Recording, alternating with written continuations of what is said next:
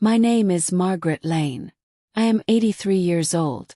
And if you are hearing my story, it means I survived something I wasn't supposed to. I remember the exact day everything changed. Not because it was loud or dramatic, but because it was quiet, too quiet. Silence has a way of swallowing you whole when you realize the people you trust most are the very ones who want you to disappear. It was a Tuesday afternoon. The sky outside was heavy with gray, the kind of clouds that press down on you until breathing feels like work. I was sitting at the kitchen table, staring at a plate that had nothing on it. Not a crust of bread. Not a spoonful of broth. Just empty porcelain reflecting back my own hollow eyes. From the living room I could hear them, my daughter Elise and her husband Daniel. Their voices drifted through the thin walls, muffled but sharp. "She doesn't need that much food," Daniel muttered. "Half the time she leaves it on the plate." Elise's voice followed, quieter, weaker, but still agreeing. "You're right. It's wasteful." I wanted to shout, "I don't leave it. You take it. You scrape it into the bin when my back is turned." But I stayed silent, because by then silence had become my prison. The hunger clawed at me, twisting my stomach until it hurt to sit upright.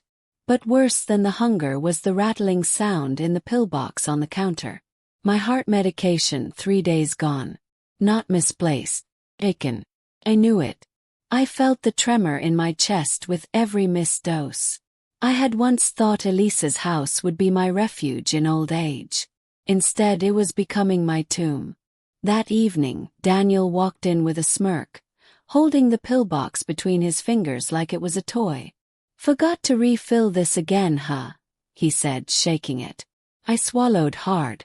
My voice cracked when I asked, "Where are they, Daniel? I need them." He shrugged, setting the empty box back on the counter with a sharp clink. "You'll be fine for a while. Bodies adjust. Besides, it's not like you're going anywhere." Elise walked in just then, carrying a shopping bag, and for a split second, I thought maybe she had brought the medication, maybe she would defend me. But when her eyes met mine, she looked away. She set the bag down and said nothing. That was the moment I knew. She had chosen him. Chosen his cruelty over my love. I wanted to scream, to shake her, to remind her of every night I had held her fevered forehead, every sacrifice I had made to put her through school, every meal I had skipped so she could eat. Instead, I sat there, trembling, my body weak, my mind racing. The silence between us wasn't accidental. It was deliberate, planned. They were waiting for me to fade, for the world to forget me. But as I sat there in that suffocating quiet, something shifted inside me. A thought that broke through the hunger and the fear. If they want me gone so badly, maybe I'll give them what they want. Maybe I'll disappear first. My hands clenched against the table, frail but determined. They thought I had nothing left. No food, no pills, no voice. But they didn't know about the records I'd kept. The little notebooks. The receipts. The tucked-away letters and bills I'd saved all my life. Proof. Proof of what they were doing. Proof of what they had taken. Proof that I wasn't losing my mind. Proof that they were stealing my life. And one day soon I would use it. That night, lying in the dark, my chest fluttering from the missing pills, I listened to their voices outside my door. "She won't last long," Daniel whispered. "She's fading," Elise replied, her voice flat. I closed my eyes, my heart pounding weakly. They thought they were writing my ending. But I had already begun writing theirs. Hang on, before I tell you what happened next, make sure you've subscribed and left your thoughts in the comments. This part gets intense. When Elise was born, I thought the world had given me a second life. I was 36, older than most new mothers in our town, and I'd almost given up hope of ever holding a child of my own. But when that baby girl cried in my arms, red-faced and squirming, I swore that every breath I had left would be for her. Her father, Michael, had been a gentle man. Steady, quiet, always humming some tune under his breath when he worked in the garage. He didn't live long enough to see Elise grow past the age of 10. A car accident took him, and in one brutal night I became both mother and father. From then on, it was just the two of us. We were inseparable. Elise would sit at the kitchen table while I worked 2 jobs, drawing little pictures of us holding hands. "It's me and you, Mama," she'd say, her crayon scrawls full of smiles. Even as she grew older, she carried that closeness. When she went to school dances, she made me help her pick out her dress. When she graduated, she clutched my hand so tightly during the ceremony that my fingers went numb. And when she left for college, she hugged me so long I thought my heart would break. "Don't ever think I'll forget you," she whispered. I never thought she could. But promises made in youth don't always survive adulthood. The first time she brought Daniel home, I felt the shift. He was tall, confident, the kind of man who walked into a room and acted like he owned it. His smile didn't reach his eyes, and when he shook my hand, his grip lingered too long, like he wanted me to feel my bones creak. At dinner, I asked him about his work. He brushed the question off, saying, "I'm between opportunities. But Elise believes in me, and that's what matters." Elise laughed nervously and changed the subject, but I saw the way she looked at him, like he was her whole future.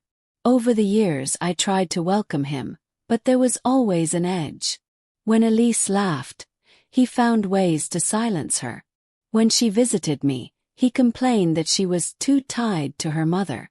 Slowly, those visits became less frequent. And yet, Elise insisted he was good for her. "He's ambitious, Mom. He's just under pressure.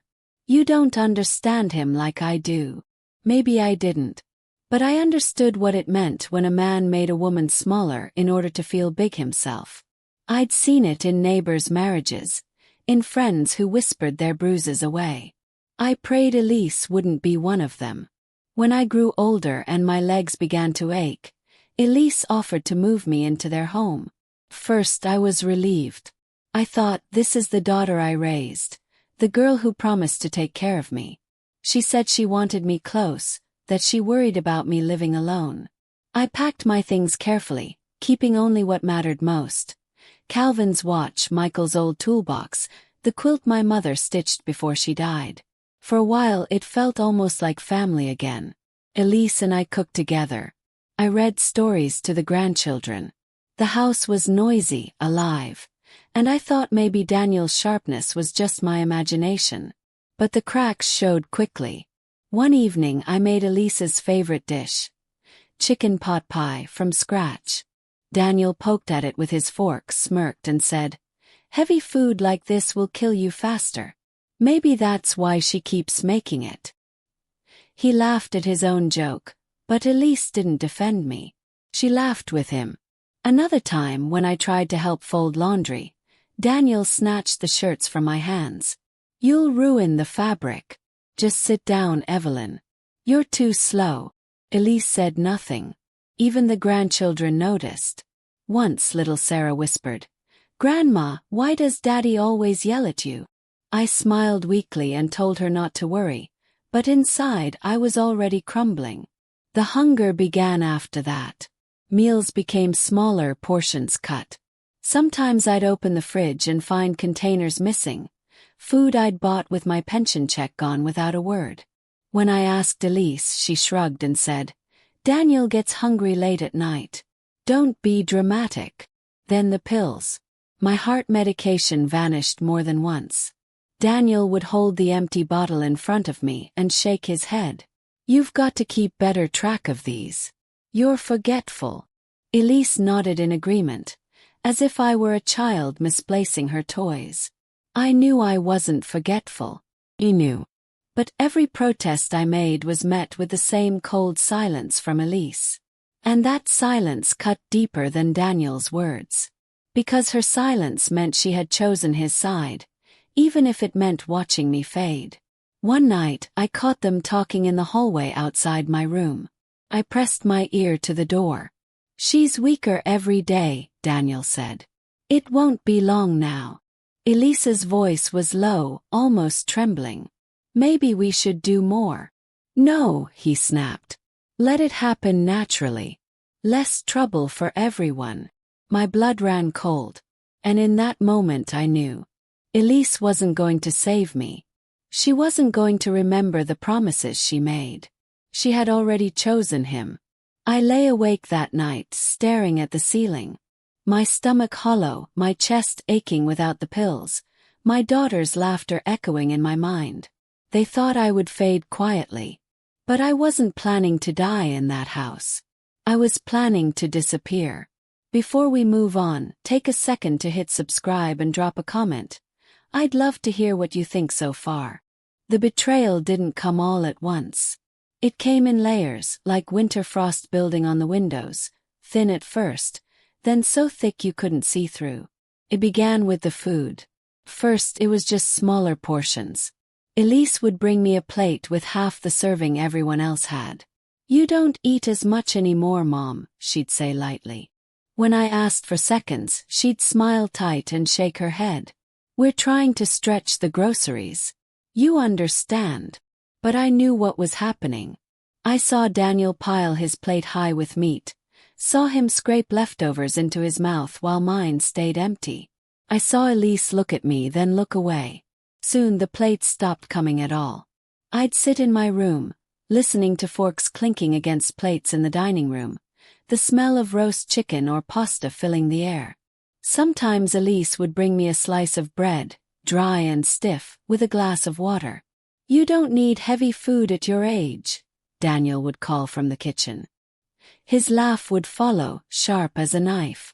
The hunger gnawed at me, slow and relentless. My hands began to tremble. My legs weakened. Even getting out of bed felt like lifting stones. Then came the pills. My medication box, once neatly filled, grew emptier by the day. At first I thought I'd miscounted. Then I caught Daniel holding the bottle, rattling it like dice. His lips curling into a smirk. "You're burning through these fast," he said, his tone mocking. "What are you trying to do, get high off them?" "I need them," I whispered, my chest tight. "They keep my heart steady." He set the bottle back on the counter, empty. "Guess you'll just have to tough it out." I turned to Elise, pleading. "Honey, please. I need those pills."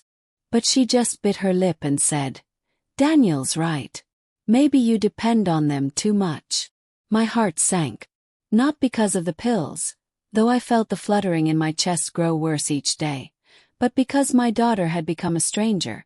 She no longer saw me as her mother, the woman who raised her. She saw me as a burden, a mouth to feed, an inconvenience. One night, weakened from hunger and dizzy from missing medication, I stumbled into the kitchen. The lights were off, but I saw the glow of the refrigerator door open. Daniel was standing there, shoveling cold food into his mouth with his hands. Elise stood nearby, watching. When she saw me, her eyes widened. "Mom, you should be in bed." "I'm hungry," I whispered. My voice sounded small, like a child's. "Please, just a little." Daniel turned, chewing, and laughed. "You hear that? Hungry like a stray cat." He wiped his greasy fingers on a dish towel.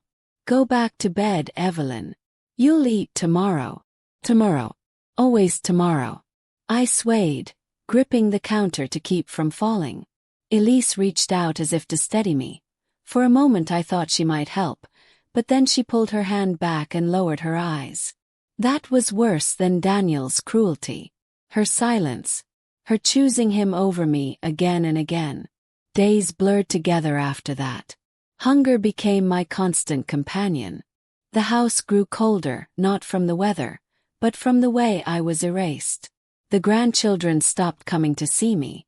Elise said I was too tired for visitors. Friends stopped calling because Elise said I needed rest.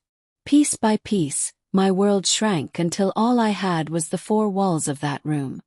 And in that room, my body began to fail. My chest thudded unevenly. My fingers shook when I tried to hold a pen. My reflection in the mirror was gaunt, my cheeks hollow, my eyes dull. One evening, lying on my bed, I heard them talking outside my door. Their voices were low, but I caught every word. "She won't last much longer," Daniel whispered. "The way she's fading, it's only a matter of weeks." Elise hesitated. "Are you sure? What if? What if nothing?" Daniel cut her off. "This is the cleanest way. No drama, no doctors. Just nature doing its job. And when she's gone, the house is ours." Finally, silence followed. And then Elise's voice, soft and flat. "Okay." I bit my lip to stop from crying out. Tears soaked my pillow anyway. In that moment, something inside me broke. The hunger, the weakness, the loneliness, they crushed me all at once. My daughter wasn't coming to save me. She had chosen him. Chosen to starve me. Chosen to let me fade in silence. For the first time in my life, I felt truly abandoned. I closed my eyes, waiting for sleep to come, wondering if I would wake in the morning. But even as despair pulled me under, one thought surfaced, sharp, defiant. If they wanted me gone so badly, maybe I'd let them believe I was. And then I'd return. With the truth that would destroy them. Before we go any further, click subscribe and let me know in the comments. What would you have done in my shoes? The night after I overheard them planning my end, I lay in bed staring at the ceiling, my chest fluttering with every skipped heartbeat. My body was weak, but my mind was sharper than it had been in months. Hunger has a way of stripping you down to the bone of yourself. And in that bone I found steel. They thought I would wither. They thought my silence meant surrender. They forgot who I was before this frailty, before my bones grew thin and my steps slowed. They forgot that for decades, I was a woman who survived everything. Widowhood, hardship, long nights of work just to feed Elise. They forgot that every bill, every receipt, every scrap of proof passed through my hands and into my careful folders. I was not powerless. I was waiting. That next morning I tested myself. My legs trembled, but I managed to rise from the bed without help. I walked to the cedar chest tucked in the corner of my room. Inside, beneath quilts and old photographs, lay a box of files. My hands shook as I pulled them out. Neat stacks of paper, organized by year, by account, by memory. I flipped through them. Electricity bills with my name, property tax receipts, bank statements. Then more recent records. Charges I hadn't made, accounts I hadn't opened, withdrawals I never authorized. Proof. The kind of proof no denial could erase. As I studied them, I felt something inside me shift. The weakness was still there, but it was no longer consuming me. It was fuel. Began to plan. Step 1 was escape. I couldn't fight them under their roof. Not while they controlled every meal, every pill, every word that reached me. I needed to vanish. To let them believe they'd won. That I had faded quietly just as they hoped. The opportunity came 2 days later. Elise left my bedroom door unlocked when she went to pick up groceries. Daniel was out meeting a client, though I knew that usually meant sitting at the bar downtown. For the first time in weeks, the house was silent. I gathered what I could carry. The folder of receipts, a small notebook, Calvin's watch, a bottle of water.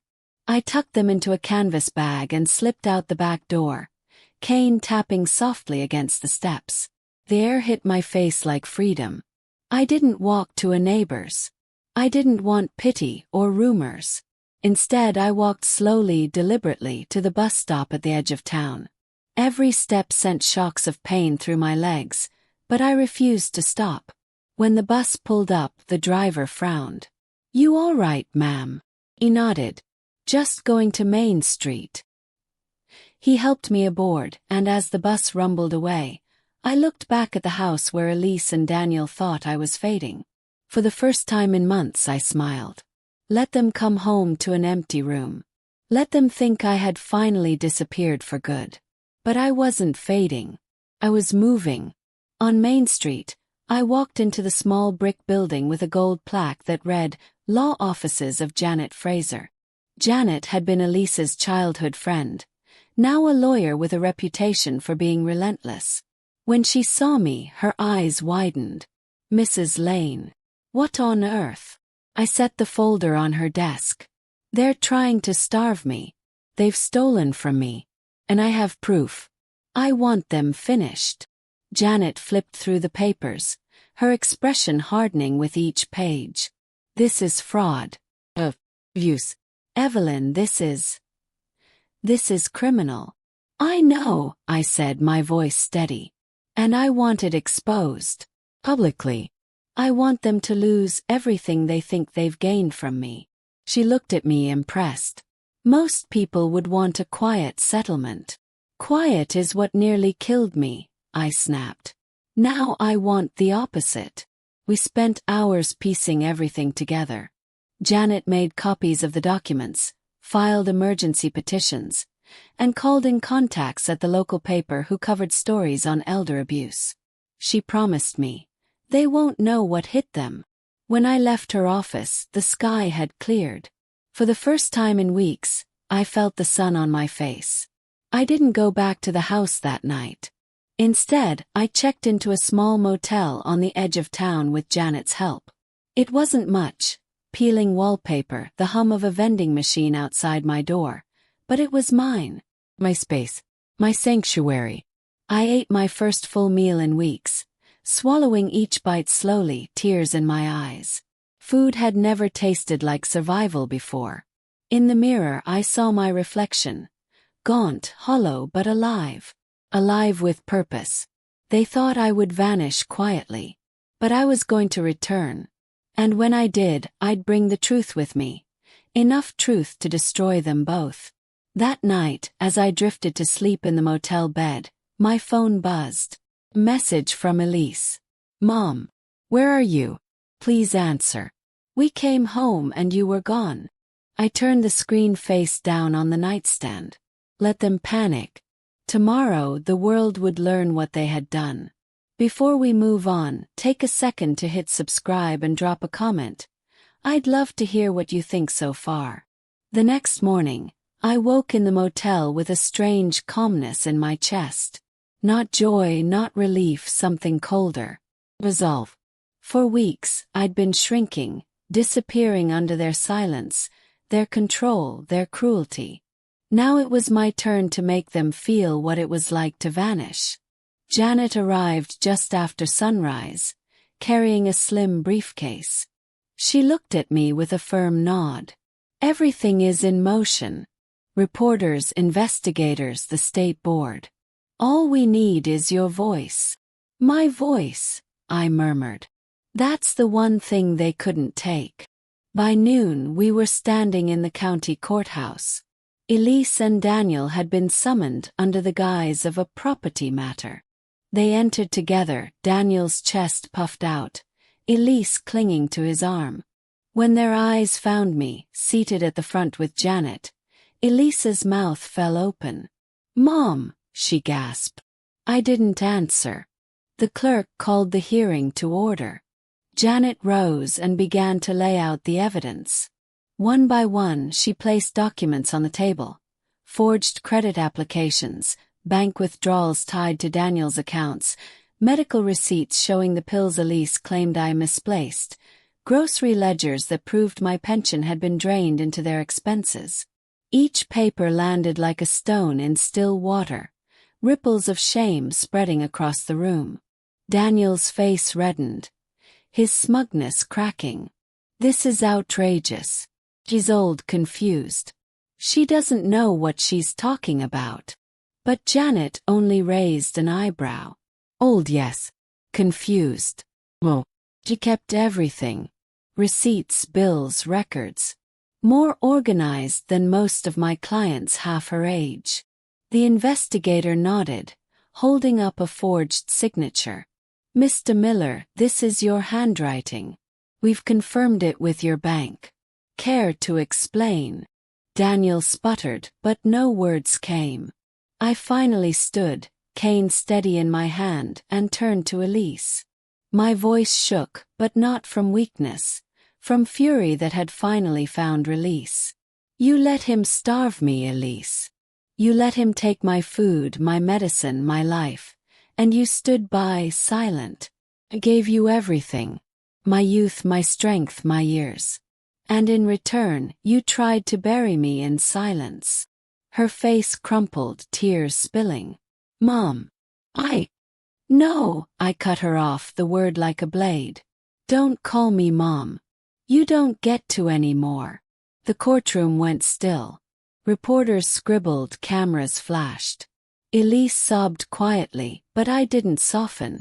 That part of me, the part that forgave, that excused, had died in that house with every empty plate, every missing pill. The judge spoke next, voice sharp. This evidence is overwhelming. Mr. Miller, Mrs. Lane, you are under investigation for fraud, theft, and elder abuse. Until further notice, you are barred from accessing any of Mrs. Lane's accounts or property. Gasps rippled through the room. Elise covered her face with her hands. Daniel swore under his breath as deputies closed in. As they were led out, Elise turned to me one last time. Her eyes red and desperate. Please, Mom, I didn't mean.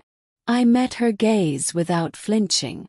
You meant every silence. And now it means nothing. The fallout was immediate. Within days, the story hit the papers. Headlines screamed, "Local couple investigated for elder abuse and fraud." Neighbors who once smiled at Elise in the grocery store turned their backs. Parents pulled their children from playdates. Daniel lost his job. Elise's friends stopped answering her calls. Meanwhile, I reclaimed my life. My pension restored. My house secured. With Janet's help, I locked every account behind iron gates they could never breach. For the first time in months, I filled my own fridge. I cooked what I wanted when I wanted. I took my pills on time. I sat in my living room, the clock ticking steadily, and felt full, not just of food but of dignity. Sometimes I thought of Elise's face in the courtroom, the way her mouth formed the word Mom. But I didn't feel guilt. Felt clarity. She had made her choice. And so had I. They thought I would vanish quietly, but it was their world that disappeared instead. The investigators saw the proof. The neighbors saw the headlines. And my daughter, the one who chose his cruelty over my love, saw me take back everything they thought I'd lost. No forgiveness. No forgetting. Just justice. 4 more stories of betrayal, revenge, and survival. Subscribe and hit the bell so you never miss the next one.